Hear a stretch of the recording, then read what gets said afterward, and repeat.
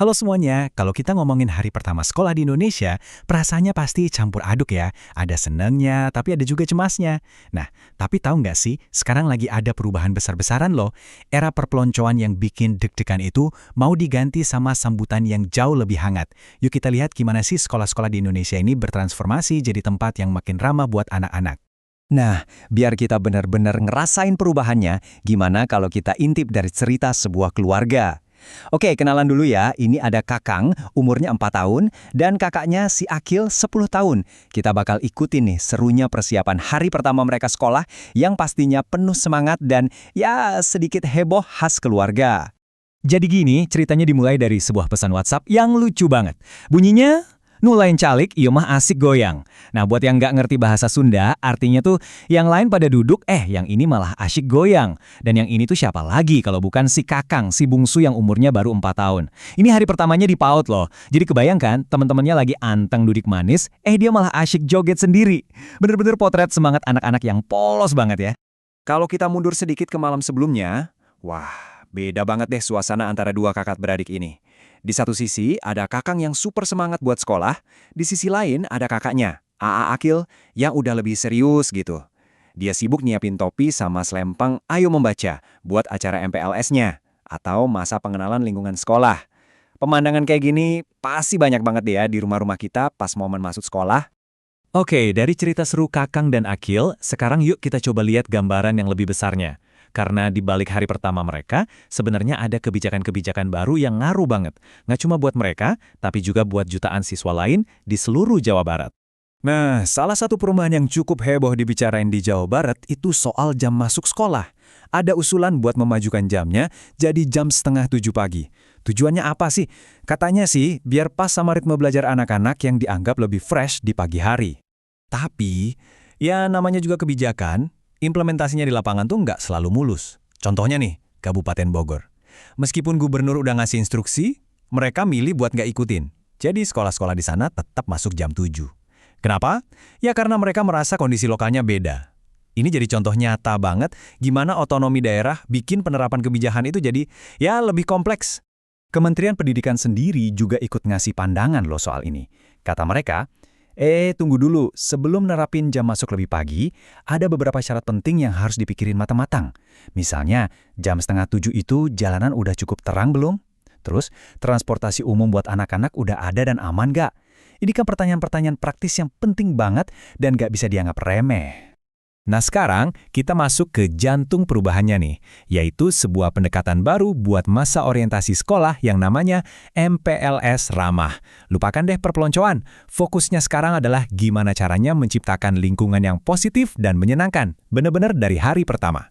Jadi MPLS Ramah itu apa sih sebenarnya? Gampangnya, ini tuh program orientasi selama 5 hari yang konsepnya dirombak total. Tujuannya tuh udah bukan lagi sekedar ngenalin sekolah, tapi benar-benar buat menciptakan pengalaman yang positif, yang seru, yang menggembirakan. Fokus utamanya, menghormati hak anak dan membangun karakter. Keren kan? Coba kita bedah lebih dalam ya. Ternyata ada 6 tujuan utama dari program MPLS Ramah ini.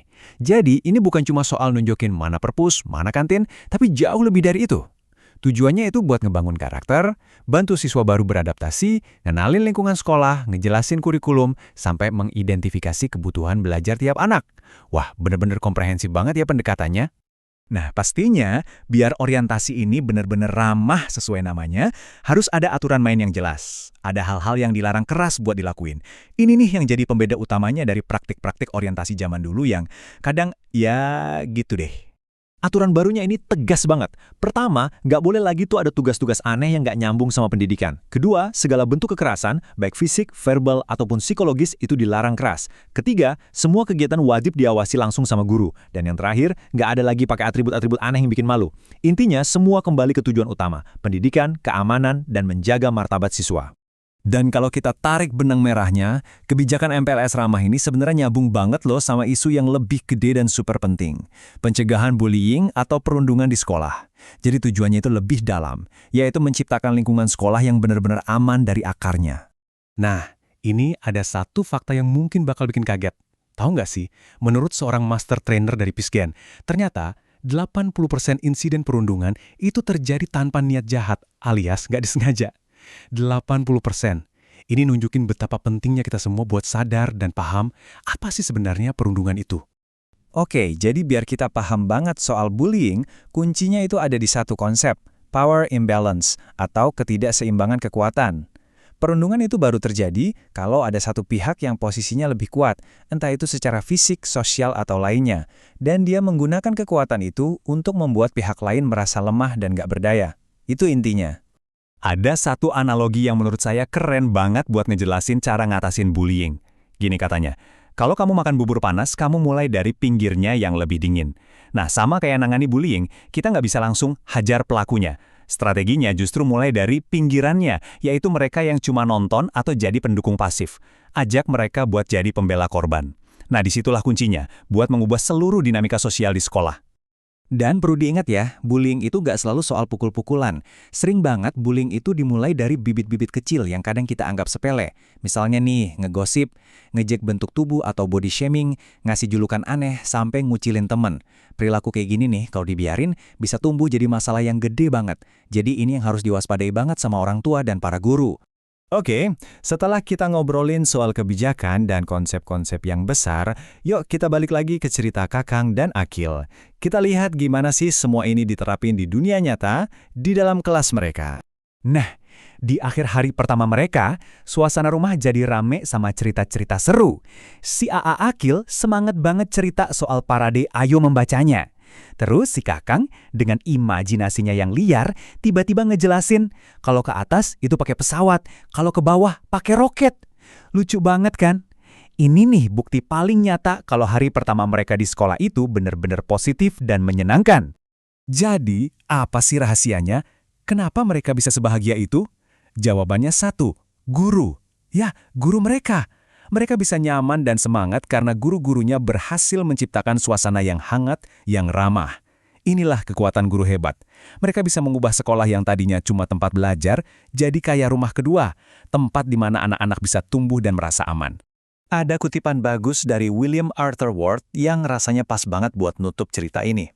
Katanya gini, guru biasa itu memberitahu, guru baik itu menjelaskan, guru unggul itu mendemonstrasikan, tapi guru hebat itu menginspirasi. Nah, ini benar banget.